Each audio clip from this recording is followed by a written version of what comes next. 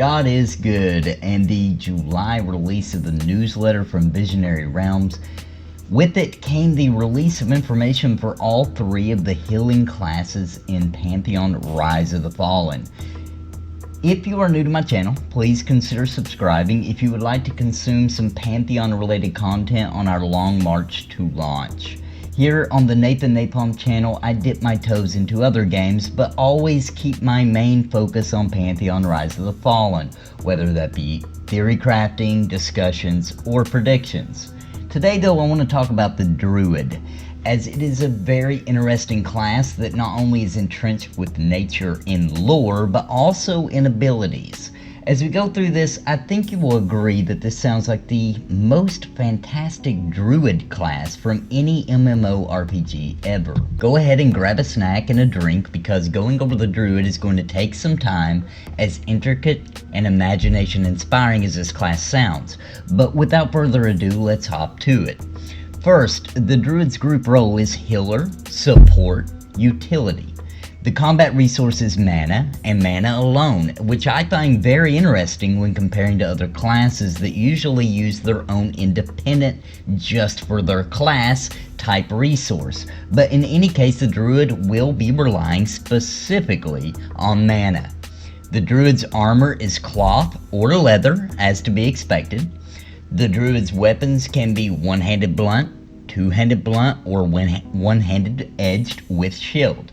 Now let's get into the abilities for the Druid. Mase's Gift, Herode the White Fox. Okay, this is a passive ability. It grants the Druid the ability to summon a small white fox. It is a representation of a halfling ward named Mase's own companion named Herode. Take note that Visionary Realms is building the lore in this game to represent the fact that there will be thousands of Druids running around. They're not trying to say that your Druid has the companion Herode, making you ultra special and unique all the way up until you see 5,000 other Druids running around that are also special and unique and also somehow have the companion Herode with them. Because they're not taking that route, you know, that just kind of messes everything up to a point where none of you are special or unique and the lore falls flat on its face. So this pet is a representation or a manifestation of the original companion that Mase had. Therefore, seeing 5,000 other Druids with their manifestations isn't so oddball. But I digress. The fox pet will be bound to you, and through the bond, as the Druid progresses and levels up, etc., you and your pet will acquire more powerful and diverse feats. Very awesome. The Druid will have a very cool sounding pet, and their interactions in groups will be very fantastic, I'm sure. Harness Trait. This is another passive that taps into the Druid's affinity with nature, allowing the Druid to imbue traits onto themselves and others. We'll get to the traits in a minute and the options you have, but keep in mind that only one trait can be active on a target at a time, and that the variety of traits available will grow as the Druid grows in power. Reverberation. Another passive that causes any ally under the effects of any of the Druid's healing abilities, and then are healed by another player in the group, a cleric, another Druid, a shaman, or even the heals available to paladins, etc. That healing effect from the other player will now jump to another group member as well. Very awesome. Wild-Eyed Wanderer. Yes, another passive ability that once again, because of the Druid's affinity with nature, allows the Druid to walk freely through the world without being attacked by animals in Terminus.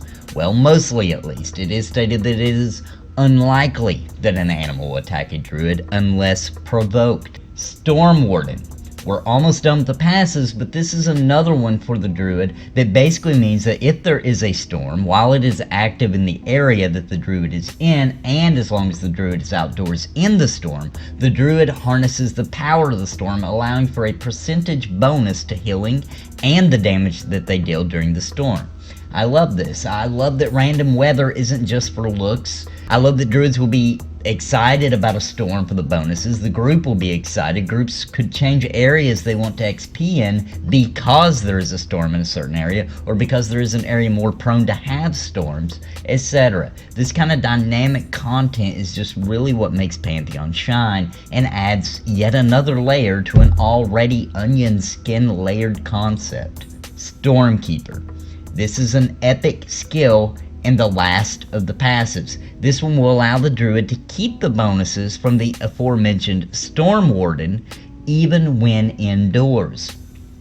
Now let's talk about the traits available for the Druid to bestow upon themselves and their allies. Now remember, as I mentioned early, only one at a time.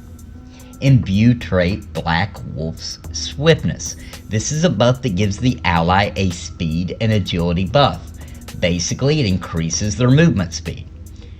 This is going to make the Druid very popular. As we all know, traversing the lands is a part of the challenge. It's going to take time, and as I keep going, you're going to see that every group is going to want a Druid because they make the journey so much easier, and not just from this speed buff.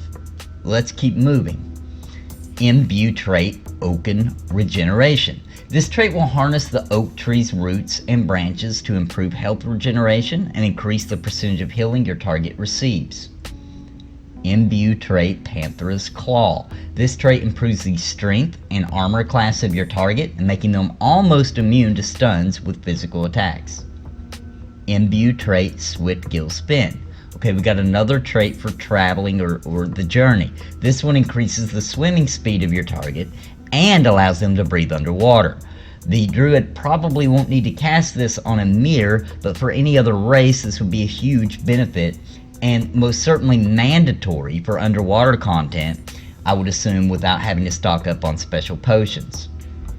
Imbue trait Veilhawk's Grace, and yet another traveling type trait. The Druid increases the target's jump height and allows them to glide while falling. This means that with the Druid you could jump up to heights that wouldn't be possible without one, and think of this, you could glide down to an area that you would have died without the float mechanic provided by the Druid, reaching spots, taking shortcuts that wouldn't have been possible, or at least would have required another mechanic such as the Rogue's Rope, etc. Very awesome. Imbue trait Grizzly's Resilience. This trait increases the stamina and armor class for your target and makes them much less likely to be stunned by physical attacks. This one is different from Panthera's Claw trait because it increases stamina instead of strength, but both reduce the likelihood of being stunned by physical attacks. Imbue trait Thunderpaw's Resilience. This is an upgrade to the Grizzly's Resilience and further increases the stamina and armor class, as well as making it nearly impossible to be stunned with physical attacks. Mantle of Leaves. This gathers leaves to the Druid, making themselves invisible to living, non-magical targets. It's for outdoors only because, I mean, you need leaves. Notice that magical and undead will see right through this leafy camouflage trick though, Druids. I love this world mechanic stuff. It's so awesome. Firefly. This summons a firefly, providing a weak light source. Some light is definitely better than none because the darkness is deadly in Pantheon. Vine Woven Bridge. Oh boy, this one is very cool. The Druid forms a bridge out of vines, allowing the Druid and others to cross a gap that is too wide to jump across. This is just so freaking cool. It has my imagination running wild. I'm imagining a group running wildly atop cliff tops to escape a deadly train of angry mobs, and the Druid providing a twisted vine bridge to get to an area, then closing off the gap by vanishing the bridge just in time for all the group members to safely cross and leaving the aggro mobs on the other side. Anyway, this is just so cool and something only Pantheon is really doing in the MMO space. Wandering Stones. Okay, so we have to talk about this. So there are these ancient stones in shrines and in groves in the wilds of Terminus, and apparently they're called Wandering Stones, and they have druidic magic in them. Druids can use these stones to, are you ready for this? Teleport between them. And other secrets, we'll just have to see what else these stones can do. Teleportation though, guys, Druids, they can do that. Very cool. Now, I want to talk about the various healing abilities for the Druid, specific to healing. We have the Verdant Fire Seed. Basically, this plants a seed in an ally that protects the target by absorbing up to a certain bit of damage based on the druid's level. Once that amount is reached, the seed blooms and the target is healed for the amount the seed absorbed. Also, a percentage of the healing your target got is refunded back to the druid as mana. The druid can also apply the ability to as many targets as they would like. However, only one seed can be active on a target at a time, and after done, there is a cooldown or an amount of time before it can be cast on the same target. Preserver's Wildfire. 3 tendrils lash around, damaging enemies and healing allies that they touch. The tendrils grow longer and reach further every second for the duration of the ability. The druid can bring forth more than 3 based on their wisdom, intelligence, and constitution stats. Vine Woven Grove. This encircles the druid in vines. Enemies must damage the vines to break through in order to get to the druid. While inside the vines or the grove, the druid will be regenerating their max health until the barrier is broken. However, if the druid moves, it will cancel the effect. Weave the Wind. The druid weaves the winds in front of the ally, stopping all physical ranged attacks from doing any damage for a short time. That's ranged, physical, arrows, things like that. I bet this one looks awesome in practice too. Verdant Fire Tree. The druid creates a Verdant Fire Tree at a target location, and then all allies within a certain distance from the tree receive healing over time. The closer to the tree, the better the heals, and if Herod's focus is active during this ability, the healing radius is increased. Also, the amount of damage absorbed by Verdant Fire Seeds will increase dramatically, and Verdant Fire Vines will also heal the druid's group members for a small amount whenever they take damage. All of these effects take place as long as the group members are within range of the Verdant Fire Tree radius of effect. Now, the druid also gets some abilities from Herod, the companion or pet, as well. So let's look at those. Herod's Flame. Herod releases Verdant Fire into an ally, healing them for a moderate amount. Herod's Focus. Herod focuses on the druid, and Herod will amplify several of the druid's abilities. Herod's Gaze. Herod focuses on the enemy, reducing the enemy's nature and fire resistance and making them more vulnerable to the druid's attacks. Herod's Presence. Herod stands beside your target ally. While Herod is there, every time that target receives healing, Herod will also heal the target for a percentage of the amount. Herod's Shelter. Herod stands beside the target, and all healing the target receives is increased by a percentage, and this target will generate less hate until Herod is called back. Herod's Rescue. Herod brings the target group member to the center of the Verdant Fire Tree with supernatural speed. Herod will then leave a patch of rock vines where your ally was standing, rooting the enemy with a certain amount of meters of that location for a certain duration. This can only be done when Verdant Fire Tree is active. Herod's Chrysalis. Herod plants a seed within an ally, and should the ally take damage that would kill them, the seed prevents death and then blooms into a chrysalis where the ally is inside, and the target cannot be damaged and will emerge with a percentage of their max health and mana restored. That sounds like a literal lifesaver. Okay, now we're not done yet. The final group of abilities is for offensive. Call Lightning. A bolt of lightning strikes the mob, causing shock damage, and if done during a storm will inflict more damage, and there's a chance for 2 additional strikes based on the druid's wisdom and current level. Also, if the target is wet, each strike will be a guaranteed critical hit, so kite that mob through the water. Verdant Fire Vines. This grows vines around members of your group and will reflect physical and magical damage back to the enemy. Verdant Fire Spear. The druid hurls a spear of pure verdant fire at the enemy, causing nature and fire damage. If Herod's Gaze is active, then it will also silence the enemy for a duration. Upheaval. The Druid causes the ground beneath to quake and roll, pushing back enemies. If Herod's Focus is active, you can also activate Vine Woven Grove without triggering its cooldown. Rock Vine Tangle. The Druid causes powerful thorn-covered vines to erupt from the ground and entangle the enemy. This roots them and causes damage over time. This effect cannot be broken by damage, and if Herod's Gaze is active on the enemy, this ability will crack the enemy's defenses and reduce their armor class. Ouch.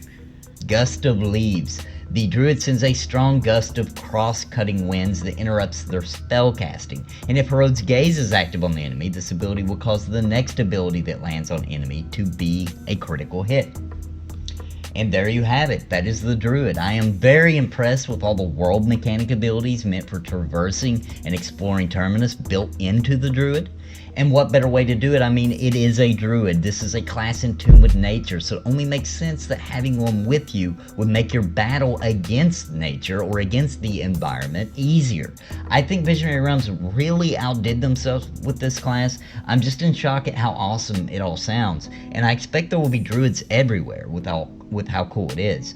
So what do you guys think? Anybody out there planning on being a Druid? Were you thinking of something else and now you are seeing how awesome and useful the Druid will be and considering it? Think of the group utility and the convenience the Druid is going to bring. It is just absolutely insane. Quick notes on the Druid. It does appear as if they're more of a defensive or should I say a supportive role in the group, as far as maybe a secondary healer, maybe not the main healer. They probably could get away with it with some content, or maybe a really good Druid who is really good with their mana regeneration skills could maybe pull it off. But it does seem like they're really supplementing another main healer. Everything seems to revolve around the fact of their increasing heals that are already taking place, increasing the percentage of them, making them heal other allies, etc., etc. So it does feel like that the Druid is meant to be the off heal. I don't know, what do you guys think? That just seems to be what I'm getting from reading everything. Alright, well guys, I have already talked enough. Up next, I will be doing a video on the final healing class, the Shaman. I'm very excited to talk about it. Should have it up. I'm going to try to have it up by the end of Sunday. And if you haven't already, check out my Cleric video. I'll leave a link in the description. And also, if you enjoyed today's video and you want more, please consider subscribing to my channel, as not much time can pass without me releasing another video to talk about another topic dealing with Pantheon Rise of the Fallen. God's peace, God bless you, and happy gaming.